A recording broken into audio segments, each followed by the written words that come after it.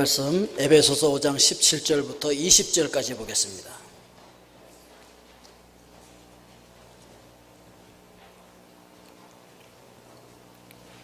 에베소서 5장 17절부터 20절까지 우리 다 같이 합독하도록 하겠습니다.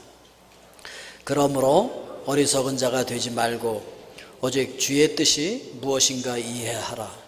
술 취하지 말라. 이는 방탕한 것이니 오직 성령으로 충만함을 받으라. 시와 찬송과 신령한 노래들로 서로 화답하며 너희의 마음으로 주께 노래하며 찬송하며 범사에 우리 주 예수 그리스도의 이름으로 항상 아버지 하나님께 감사하며. 아멘. 기도합니다. 사랑의 아버지 하나님, 오늘 존귀한 하나님의 말씀을 저희들 교독 합독하였습니다. 말씀과 함께 성령님 우리 가운데 운행하시고 각 심령에게 직접 말씀하여 주시옵소서. 예수님의 이름으로 기도하옵나이다. 아멘. 오늘 우리 한국교회에서 어버이 주일로 지키는 주일입니다. 우리 부모님들이 어떻게 우리가 할 때 가장 기뻐하실까?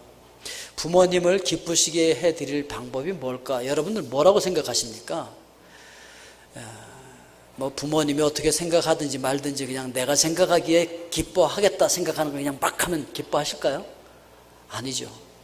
부모님이 어떤 생각을 가지고 계신지, 부모님의 뜻이 무엇인지 잘 분별해서 그 뜻대로 해드릴 때 가장 기뻐하시겠죠. 하나님도 마찬가지입니다. 우리가 하나님의 뜻을 잘 알아서 하나님의 뜻대로 우리가 살아갈 때 하나님께서 우리를 가장 기뻐하실 줄로 믿습니다. 무엇보다도 우리가 이 세상에 태어나서 정말 주어진 인생을, 우리에게 주어진 세월을 보람있게 잘 사용할 때 우리 부모님들이 기뻐하지 않겠습니까? 그런데 악한 사탄은 어떻게 하든지 우리가 세월을 허송하게 만들려고 합니다. 어떻게 하든지 이 악한 세상 속에서, 이 악한 세상 속에 빠져서 허우적대다가 세월 다 죽이고 그냥 그렇게 인생을 끝내기를 원하는 게 악한 영에 하는 일들이란 말이죠. 그래서 오늘 첫 번째 우리가 생각해 봐야 할 것은 어리석은 자가 되지 말라는 것이죠. 오늘 17절 상반절에 보니까 그러므로 어리석은 자가 되지 말고 이렇게 말씀하고 있습니다. 주님께서 우리에게 주신 이 세월 속에서 주님의 인정을 받는 삶을 살기 위하여서 가장 가치 있는 일에 우리 시간을 투자하며 살아가야 한다라고 하는 것을 성경 우리에게 이야기를 해주고 있습니다.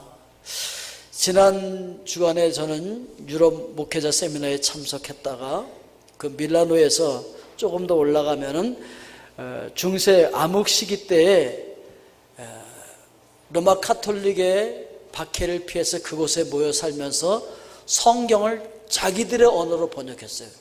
그러니까 종교개혁이 있기 4, 5세기 전에 벌써 그들은 그들의 말로 성경을 번역해서 인쇄기술이 없으니까 그때 다 손으로 썼어요.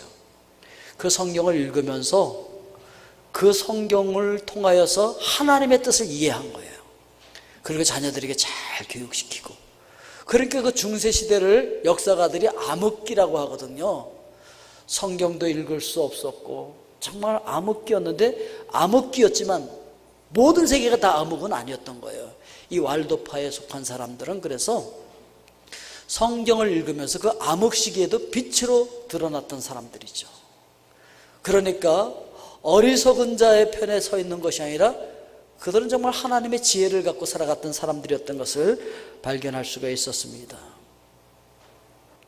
그래서 그들의 본거지였던 토리노 알프스 그 왈도 계곡을 가서 그들이 신앙생활했던 그 터와 또 숨어 지냈던 동굴 같은 데도 제가 가보고 눈물도 흘리며 기도하고 왔는데요. 정말 그들은 중세시대의 모든 세상이 다 암흑 속에 있었던 것 같았는데, 그렇다 할지라도 하나님의 말씀을 가지고 그 어리석은 일에 참여하지 않았던 것을 우리가 알 수 있어요. 지금 세상이 굉장히 악하고 어둡고 총체적으로 부패했다, 뭐 이런 얘기들을 많이 하고 있는데, 그러나 그러한 어두운 세상 속에서도 오늘 여러분들 그런 어리석은 자들이 아니라 하나님의 지혜에 속한, 빛에 속한 하나님의 자녀들 될 수 있기를 주의 이름으로 축원드립니다. 아무리 세상이 다 썩고 다 총체적으로 부실해도요, 그 중에도 하나님의 말씀을 붙들고 있는 자들이 있는 줄로 믿습니다. 그들이 바로 여러분들이 되실 수 있기를 주의 이름으로 축원드립니다. 두 번째 생각할 수 있는 것은 오직 주의 뜻이 무엇인가 이해하라 라고 하는 거예요. 그러니까 그 어둠에 속하지 않기 위해서는, 어리석음을 벗어버리기 위해서는 주님의 뜻이 무엇인지 이해해야 한다는 것이죠. 그래서 17절 하반절에서 오직 주의 뜻이 무엇인가 이해하라 이렇게 말씀하고 있습니다. 그러니까 지혜로운 사람들은 주님의 뜻을 분별하며 살아갈 줄 아는 자들이라고 하는 것이죠. 우리가 자기 생각을 고집하며 살다 보면은 실패할 때가 참 많아요. 왜냐면은 우리는 한 치 앞도 내다볼 수 없는 그런 무능력한 존재들이거든요. 그래서 내일 일이 어떻게 될지 몰라요. 세월호가 그렇게 깔아앉을 줄 알았다면 누가 거기 탔겠습니까? 몰라요. 그래서 거기 탄 거예요. 또한 어리석음과 욕심과 탐심의 눈이 어두워져 있기 때문에 스스로 함정에 빠져들 때도 많이 있기 때문에 지혜 있는 삶을 살기 위해서는 주님의 뜻을 분별하며 살아야 된다는 것이죠. 그러기 위해서는 어떻게 해야 합니까? 그 왈도파에 그 속했던 사람들처럼 하나님의 말씀을 알아야 돼요. 왜냐하면 하나님께서는 우리 인생을 향한 하나님의 뜻을 말씀에다 기록해 놨거든요. 그래서 하나님의 뜻을 알려면 성경을 읽어야 돼요. 성경을 공부해야 돼요. 성경을 암송하고 성경을 묵상해야 돼요. 그래야 우리가 주님의 뜻이 무엇인지 알 수가 있다는 것이죠. 세계경영연구원 회장님이신 전상철 회장님께서 지난 22일 날 최고 경영자 과정을 마친 졸업생들을 대상으로 강의를 했는데, 제목이 뭐냐면 직원을 객차에서 기관차로 만드는 가치관 경영이라고 하는 제목으로 강의를 했습니다. 이 특별 강연을 했는데, 이분이 쓴 책 중에서는 가치관 경영, 영혼이 있는 기업은 지지 않는다 라고 하는 책을 쓰기도 했습니다. 그의 강연을 요약하면 이런 내용입니다. 세월호는 왜 침몰했을까? 선원들은 승객을 버려두고 왜 자기들만 탈출을 했을까? 거기에 대한 답으로 그들은 회사에서 가장 중요한 기준, 즉 가치관이 잘못되어 있었기 때문이었다. 이렇게 강의를 합니다. 그러면서 그러면 기업의 가치관이란 무엇인가? 첫째, 이 세 가지 질문에 대답을 하면은 가치관을 알 수가 있어요. 첫째, 우리 회사는 왜 존재하는가? 회사뿐만 아니라 개인도 마찬가지죠. 나는 왜 존재하는가? 나는 왜 살아야 하는가? 라고 하는 것이죠. 두 번째, 우리 회사에서 무엇이 가장 중요하며 어떻게 사업을 할 것인가? 라고 하는 것이죠. 그러니까 내 인생에서 무엇이 가장 중요하고 어떻게 내 삶을 운영할 것인가? 라고 하는 것이 중요하다는 것이죠. 세 번째는 우리 회사는 10년 또는 20년 그 후에 어떻게 될 것인가? 그러니까 나의 인생의 말년은 어떻게 될 것인가? 한번 생각해 봐야 된다는 것이죠. 그리고 이 세 질문에 대한 답을 기업에서는 각각 이렇게 얘기한답니다. 사명과 핵심 가치와 꿈, 즉 비전이라고 부른다는 것이죠. 바로 이 가치관이 잘못되게 되면 그 가치관이 잘못된 인생이나 가치관이 잘못된 기업은 망할 수밖에 없다는 것이죠. 오늘 여러분들의 인생의 가치관은 무엇이고 여러분들의 사업처, 여러분들의 기업의 가치관은 무엇입니까?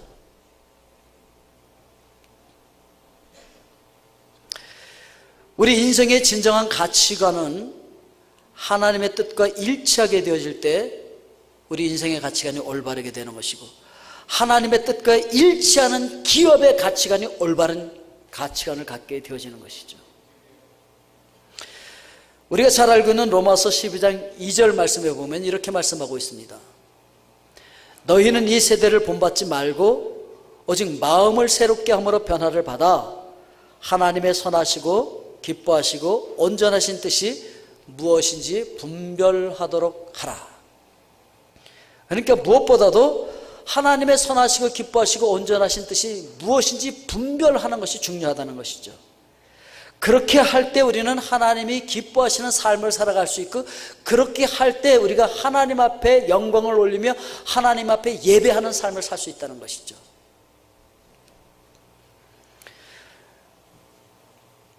우리가 부모님을 기쁘시게 하려면 부모님이 기뻐할 만한 부모님의 뜻이 무엇인지 알아야 된다 그랬잖아요. 부모님을 기쁘시게 하는 방법이 어떨 때는 맛있는 음식을 해드리는 거예요. 또는 밖에 나가서 맛있는 음식을 사드리는 거. 어떨 때는 부모님이 용돈을 필요로 할 때도 있어요. 어떨 때 이제 다 사신 분이 무슨 돈이 필요하겠어? 그리고 이제 안 주잖아요. 근데 어떨 때는 필요할 때도 있거든요. 그러니까 부모님이 지금 뭐가 필요한지 알아야 되는 거예요. 그죠? 어떨 때는 한 살이라도 더 젊었을 때 세계 구경이나 좀 하고 싶다. 그런 생각을 하실 수도 있잖아요. 어떨 때는 이제 힘들어서 어디 다니는 것도 너무 힘들어, 고역이야. 그래서 어디 안 가시려고 그러는데 그냥 강제로 보낼 때도 있어요. 그냥 효도관광이라서 아이고 부모님 잘 다녀오십시오. 효도관광 가다가 세월호 타고 또 가신 분도 계세요. 보내드려. 그러면 그냥 그 앞에 가는 그 안내자 깃발 따라가기도 바빠. 뭐 보고 오셨어요? 그럼 깃발 보고 왔다. 다른 거 볼 시간이 없어. 그거 놓칠까봐 쫓아가려고. 너무 힘들어가고 막 지쳐가지고, 어떤 분은 가가지고 너무 지쳐갖고서 그냥 깜빡 잊고서 틀니를 빼놓고 오셨대. 뭘 못 잡수시더래 보니까. 그래서 왜 못 잡수세요? 틀니를 빼놓고 왔어요. 근데 이제 다시 돌아갈 수가 없는 거예요. 그래서 거기 연락하니까 있더래, 그 호텔에. 누가 가져가겠어요? 그거를 그냥 놔두겠지. 그래갖고 있는데 그럼 어떻게 하나 그래가지고 그거를 또 어떤 팀이, 그쪽에 이제 들르는 팀이 있어서 그 팀을 통해 갖고서 한국으로 빨리 보내드렸대. 그래서 걱정하지 마세요. 틀리 한국에 잘 보냈어요. 근데 뭐 드실 수가 있어야지. 틀리가 없으니까 말이에요. 근데 문제는 그 다음부터 시작된 거래요. 우리 어머니 효도관광 보내드렸는데 가신 어머니는 안 돌아오시고 틀리가 왔으니 집에서 난리가 난 거죠. 우리 부모님이 뭐가 필요한지, 부모님의 뜻이 무엇인지 알아서 그 뜻대로 우리가 행할 때 부모님이 기뻐하실 수 있고 행복해 하실 수 있는 거 아니겠습니까, 여러분? 하나님도 마찬가지야. 하나님이 뭘 필요한지 알아야지 자기 뜻대로 자기가 열심히 해서 뭐 이렇게 하면 하나님께서 기뻐하실 줄 아는데, 여러분, 바울이 얼마나 열심히 했는지 몰라요. 하나님 기뻐하실 거야, 그래가면서. 그랬는데 바울은요, 하나님께서 사랑하신 교회, 생명을 주고 피로 값주고 사신 교회를 핍박했다고요. 하나님과 반대로 하고 있었죠. 하나님의 뜻과. 특별히 예수 그리스도께서 계시던 그 당시에 아주 열심히 있었던 바리새인과 서기관들이 있었어요. 그들은요, 얼마나 열심을 가지고 있었는지 11조도 열심히 했어요. 기도 열심히 했고요. 금식도 열심히 했고요. 구제도 열심히 했어요. 얼마나 자랑스러웠을까요? 하나님께서 엄청 기뻐하실 거야, 이렇게 생각하고 예수님 앞에서 그냥 당당하게 어깨를 펴고 우리 참 잘났죠, 그걸 칭찬을 기대하고 있는데, 그들을 향해서 예수님이 뭐라고 하셨느냐? 마태복음 23장 33절에 보니까 뱀들아, 독사의 새끼들아, 너희가 어떻게 지옥의 판결을 피하겠느냐. 아이 세상에, 뱀들아 독사의 새끼들아, 이 말은요 마귀의 사탄의 새끼야, 그 얘기라고요. 이렇게 심한 욕을 얻어먹어 버렸어요. 이렇게 심한 책망을 들어버렸어요. 왜요? 하나님께서 기뻐하시는 뜻이 무엇인지 분별을 하지 않고 자기들 생각에 이게 옳다고 생각한 그걸 열심히 한 거예요. 열심히 한 거죠. 교회 나와서 하여튼 열심히 한 거예요. 그랬는데 그 열심히 한 게 사탄의 일을 했다는 거예요. 뱀들아 독사의 새끼들아, 이런 욕을 얻어먹는 거죠. 그뿐만이 아니에요. 선지자 노릇하는 것도 마찬가지였었어요. 성경에 보면요, 주의 이름으로 선지자 노릇도 하고, 주의 이름으로 귀신을 내어 쫓고, 주의 이름으로 권능을 행하고, 이렇게 주님 앞에 서서 우리가 선지자 노릇 참 잘했죠? 칭찬을 기대하고 있는데 그들을 향해서 예수님 뭐라고 했는지 아십니까? 마태복음 7장 23절에 보니까 그때 내가 그들에게 밝히 말하되 내가 너희를 도무지 알지 못하니 불법을 행하는 자들아 내게서 떠나가라 하리라. 불법을 행하는 자들 내게서 떠나가라. 내게서 떠나가라는 얘기는요, 불타는 고통스러운 지옥으로 영원히 떨어지라는 얘기예요. 지옥에 나가라, 불타는, 그런 얘기예요. 아니 우리가 선지자 노릇 얼마나 열심히 했는데요, 목사 노릇 열심히 했다고요, 장로 노릇 열심히 했다고요, 권사 노릇 열심히 했다고요, 안수집사 노릇 열심히 했고, 동산지기 노릇 열심히 했고요, 교회에서 이것저것 부서장 노릇 열심히 했다고요. 그런데 주님 앞에 가서 칭찬 듣는 것이 아니라 불법을 행하는 자야 내게서 떠나서 불타는 지옥에 떨어져라, 이런 말을 들을 수도 있다는 거예요. 왜요? 하나님의 뜻이 무엇인지 분별하지 않고 주님의 뜻이 무엇인지 분별하지 않고 자기 생각대로 열심히 했으니까, 자기 생각대로 그 직분을 열심히 감당했으니까. 그래서 우리는 항상 하나님의 선하시고 기뻐하시고 온전하신 뜻이 무엇인지 분별하면서 일을 해야 된다는 것이죠. 세 번째로, 그러기 위해서 오직 성령의 충만을 받으라는 것이죠. 오늘 18절 말씀에서 술 취하지 말라, 이는 방탕한 것이니 오직 성령의 충만을 받으라, 이렇게 말씀하고 있습니다. 지혜 있는 삶을 살아가기 위해서는 악한 영의 지배를 받고 있는 이 세상의 삶, 이 세상에 취해서 사는 삶을 살면 안 된다는 거죠. 이 세상의 향락에 취하면 안 돼요. 술 취하면 안 돼요. 세상의 자랑에 취하면 안 돼요. 오직 성령의 충만을 받으라.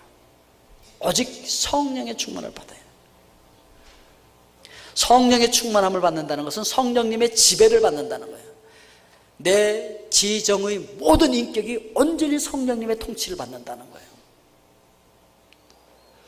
성령 충만 받으라니까 어떤 분이 목사님 저 성령 충만해요. 어떻게 하세요? 저 방언해요. 목사님 저 성령 충만해요. 어떻게 하세요? 저 신기한 거 많이 체험했어요. 신기한 거. 환상도 보고 뭐 꿈에도 뭐 하나님께서 말씀하시고 막 하나님의 음성도 막 들리고요. 신기한 거 많이 체험했어요. 목사님 저 성령 충만해요. 어떻게 알아요? 저요 방언 통역도 해요. 막. 그리고요 막 예언도 해요. 사람들 보면요 그 사람의 앞길이 어떻게 될지 막 보여요.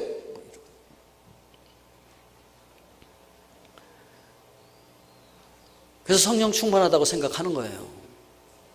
네, 여러분, 물론 성령 충만해서 나타나는 증상들의 일부일 수는 있어요. 그런데 이것 보고 성령 충만하다고 얘기할 수 없어요. 물론 방언 같은 것도 성령께서 주시는 것이죠. 성령님 것이죠. 사도행전 2장 4절에 보니까 그들이 다 성령의 충만함을 받고 성령이 말하게 하심을 따라 다른 언어들로 말하기를 시작하니라. 예, 성령께서 말하게 하심을 따라 다른 언어로 말하는 거예요. 누가 말하게 하심을 따라? 성령께서 말하게 하셔서 말하는 거라는 거예요. 내게 아니라 성령 거라는 거지. 그러니까 근데 8절에 보면은 우리가 우리 각 사람이 난 곳 방언으로 듣게 되는 것이 어찌 됨이냐. 통역 연사를 받았다는 거죠. 들린 거야. 거기 있는 사람들이요 다 방언을 막 지금 하고 있는데, 성령을 따라 말하게 하심을 따라서 막 말하고 있는데 온 사방에서 온 사람들이 다 자기 나라 말로 들리는 거예요. 다 통역의 은사가 받았어.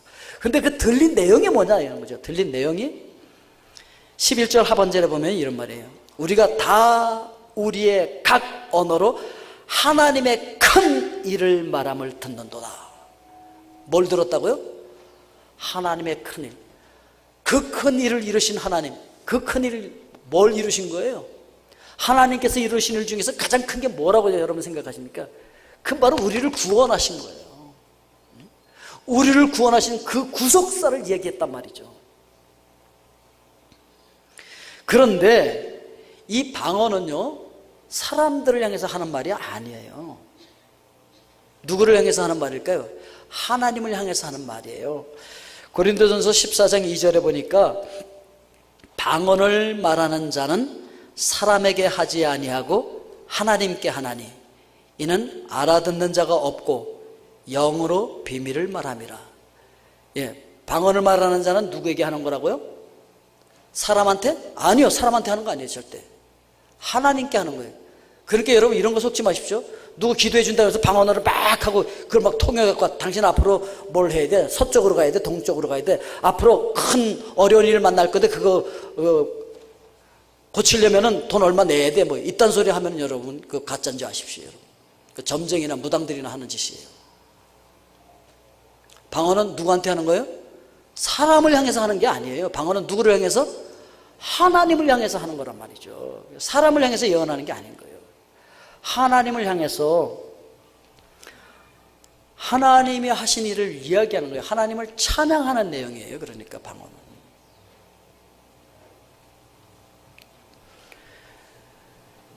(3절에) 보니까 그러나 예언하는 자는 사람에게 말하여 덕을 세우며 권면하며 위로하는 것이요.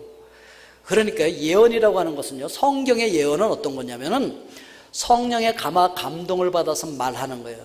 성령의 감화 감동을 받아서 기록되어진 성경이 바로 예언이에요. 예언. 그래서 예언은요, 과거에 일어났던 태초의 일도 기록이 되어 있고 현재 일도 기록이 되어 있고 앞으로 오실 예수 그리스도에 관해서도 기록이 되어져 있어요. 이 모든 하나님의 감동을 받아서 말하는 것이 예언인데 이미 기록되어진 말씀으로 완결이 되었기 때문에 예언을 이렇게 특별히 옛날처럼 주시지 않아요. 이제 기록된 말씀을 깨닫고 그걸 풀어서 말하게 하고 설교하게 한다고요. 그걸 공부하게 하고 그걸 가르치게 한다고요. 그게 바로 예언이고 그게 바로 교회에게 하는 거예요. 교회의 유익을 위해서. 성령으로 말미암아 하나님께서 감동하셔서 예언을 주실 수 있어요. 그런데 하나님의 예언은 어떤 것인 줄 아십니까? 반드시 되는 거예요. 반드시 되는 거. 되기도 하고 안 되기도 하는 것이 아니고 반드시 되는데 그 바꿀 수가 없어요. 변경이 안 돼요. 아무리 그 사람을 향해서 불행한 일이 예언되었다 할지라도 이 불행한 일을 어떻게 고치기 위해서 사람이 뭘 한다고 해서 고쳐지는 게 아니에요. 반드시 그렇게 돼버려요. 좋은 일도 반드시 그렇게 돼버려요. 하나님께서 예언하신 것은 반드시 되는 거예요. 그러니까 뭐 예언 기도를 받고 이거를 고치기 위해서 그러면 어떻게 해야 할까? 뭐 100일 기도를 해야 될까? 필요 없어요. 필요 없어. 하나님의 예언은 반드시 그렇게 되니까 그걸 예언이라고 하는 거예요.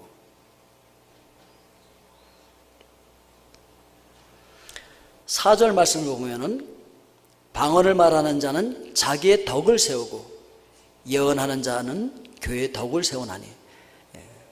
그러니까 방언을 말하는 건 하나님을 막 찬양한단 말이죠. 하나님께서 하신 일을 막 이야기하고 하나님께 누가? 성령이 나로 하여금 그렇게 하도록 시키는 거죠. 그래서 하나님을 찬양하는 거예요. 하나님을 찬양하고 하나님 앞에서 그렇게 하니까 얼마나 내 영혼의 유익이 되겠습니까? 그리고 예언은 하나님의 말씀을 풀어서 교회에게 하는 거니까 교회가 얼마나 또 유익이 되겠습니까? 바로 이런 걸 이야기하고 있는 것입니다. 그렇기 때문에 성령 충만하다는 것을 이렇게 밖으로 나타나는 방언이나 예언이나 뭐 병 고치는 거나 뭐 이런 걸 통해서 뭐 귀신 쫓는 능력이나 뭐 이런 걸 통해서 측량할 일이 아니라는 거예요. 그거는 필요에 따라서 성령께서 그냥 하시는 거예요. 누구를 통해서. 그러니까 그게 성령 충만한 증거는 아닌 거예요. 그럼 뭐가 성령 충만한 증거일까? 오직 성령 충만을 받으라 그래 놓고 얘기하는 게 네 번째, 하나님께 예배하는 삶을 얘기하는 것이죠. 에베소서 5장 19절에 보니까 시와 찬송과 신령한 노래들로 서로 화답하며 너희의 마음으로 주께 노래하며 찬송하며. 그러니까 성령 충만하게 되면 어떻게 되느냐?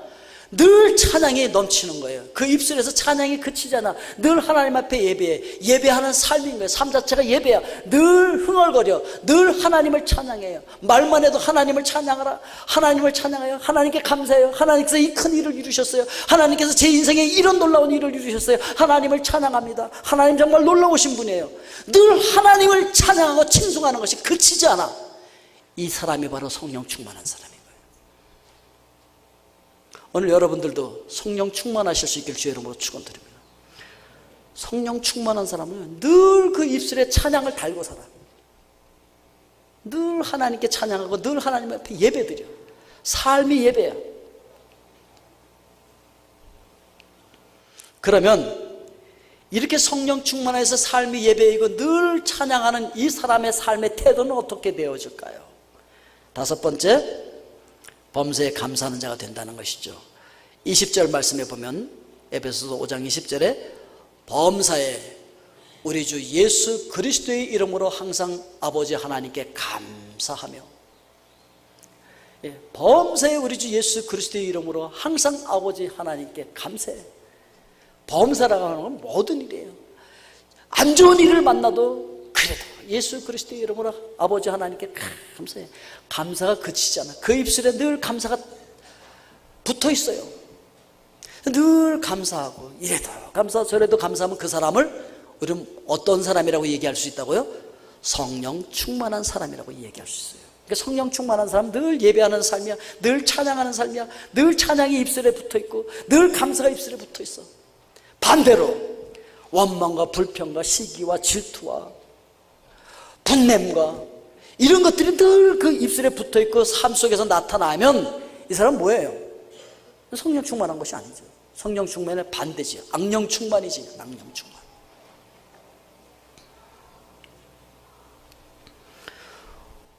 오직 성령의 충만을 받으라. 그래서 성령 충만한 결과로 늘 찬송이 그치지 않고 감사가 넘쳐나는 그런 하나님의 사람들 될 수 있기를 주님의 이름으로 축원드립니다.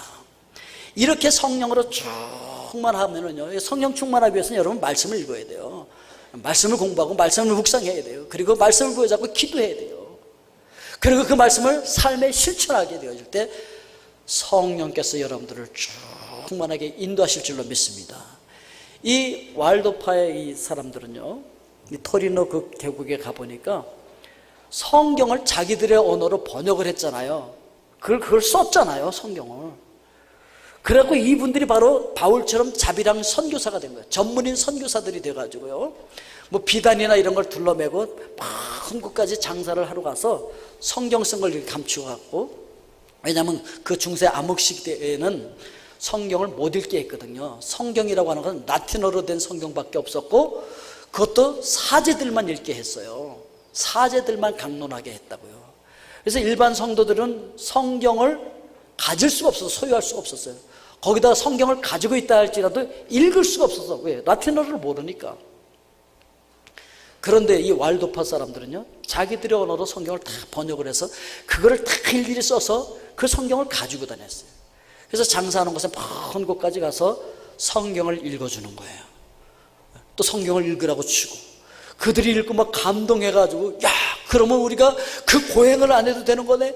우리가 거기까지 가지 않아도 되는 거네? 우리가 우리 있는 모습 그대로 그냥 죄인의 모습 하나님 앞에 나가서 회개하면 되는 거네? 그러면 우리가 구원에 이를 수 있는 거네? 그러면서 그들이 기뻐 뛰면서요, 이 성경 나 좀 주세요. 그러면요, 성경 얼마나 귀합니까? 지금처럼 뭐 인쇄해서 뭐 몇 푼 주고서 우리가 살 수 있는 게 아니잖아요. 그 번역되어진 성경을 일일이 손으로 썼다니까요. 여러분 성경 써보셨습니까? 얼마나 읽기도 힘든데 써보십시오. 얼마나 많은 시간이 걸리나. 그렇게 해서 쓴 성경을 그들에게 주는 거예요. 어떤 분이 와서 막 화내더라고요. 목사님, 어떻게 교회가 그럴 수 있어요? 그래서 왜요? 성경을 잃어버렸어요. 성경을. 어떻게 교회가 성경을 기뻐하고 즐거워하십시오. 옛날에는 쓴 것도 줬어. 인쇄한 걸 누가 읽겠다고 가져갔다고 생각하시면 얼마나 기쁜 일이 되겠습니까? 여러분. 성경 잃어버리고 기분 나빠하지 마십시오. 이제부터 기뻐하고 즐거워하는 거예요. 막 감사하는 거예요.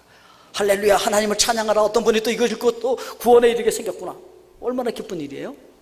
그리고 그들은 그렇게 성경을 읽고 그렇게 했기 때문에 로마 카톨릭에는 이게 가장 큰 위협이었어요. 왜냐하면 자기들이 면죄부 팔고 뭐 이거 잘못된 게 너무 밝히 드러나 버리니까 평신도들이 다 알아버린 거야. 자기들이 잘못하고 있다는 걸. 그래서 종교재판이 생기는 거예요. 그들을 종교재판하는데요, 재판을 끌어다 이렇게 합니다. 쇠 꼬챙이를 시뻘겋게 달궈서 손을 찌르는 거예요. 그리고 그 상태로 9발짝을 걸어가게 하고 손에 그 흉터가 안 없어졌으면 죄인인 거야. 그래갖고서 그냥 화형을 당하는 거예요. 불에 타 죽는 거예요. 끓는 물 속에 팔을 집어넣고 뺐는데도 상처가 그냥 있으면은 또 죄인인 거야. 종교재판을 그렇게 했어요. 그럼 죄인인 거야. 그럼 이단이야. 그리고 또 화형당하는 거야. 이렇게 해서 3만 명 이상이 화형을 당한 거예요. 왈도파 사람들이. 그래서 그들의 핍박을 피해서 산속으로 숨어 들다 보니까 알프스 산 그 깊숙한 왈도 계곡 그 끝자락에 거기 몰려서 살다가 그래도 또 안 되니까 산 꼭대기로 올라가서 그 꼭대기에 그 바위 틈 속에 들어가서 그 동굴 속에서 그들이 하나님을 찬양하고 예배하고 성경을 쓰고 그 쓴 내용을 또 가지고 몰래 숨겨가지고 가서 전도하고 그런 생활을 500년 이상 한 거예요. 그러고 나서 그 영향으로 존 칼빈이라든지 루터라든지 존 낙스라든지 이런 분들에 의해서 종교개혁이 단행되어진 거예요. 그런 막대한 영향을 미친 거죠. 그러니까 아무리 주변이 그 당시에는 전 세계가 로마 카톨릭권에 있었던 거예요.